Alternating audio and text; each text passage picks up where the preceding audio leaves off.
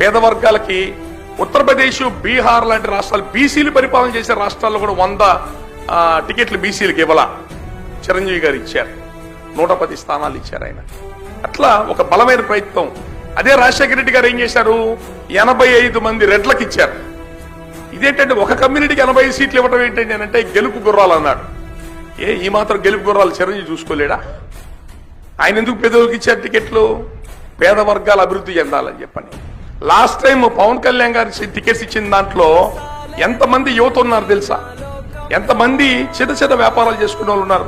ఒక ప్రయత్నం చేశాడు. ఈవెన్ ఆయన నిలబడ్డ 2 నియోజకవర్గాల్లో కూడా రూపాయి డబ్బులు ఖర్చు పెట్టాల. రూపాయి డబ్బులు ఖర్చు పెట్టకుండా 60,000 ఓట్లు తెచ్చుకున్నాడు.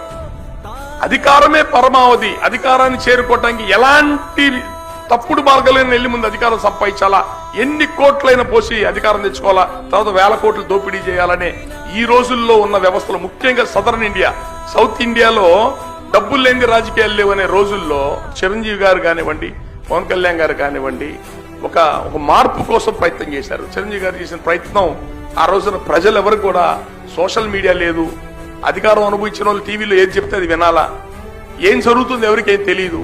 అనేక దెబ్బలు, ఆటుపోట్లు, వెన్నుపోట్లు అనేకం జరిగినాయి. 15-20 సీట్లు గెలిచామంటున్నారు. 50 సీట్లు 500 నుంచి 1000 ఓట్లు, 2000 ఓట్లతో ఓడిపోయారు చిరంజీవి గారు ఆ రోజున.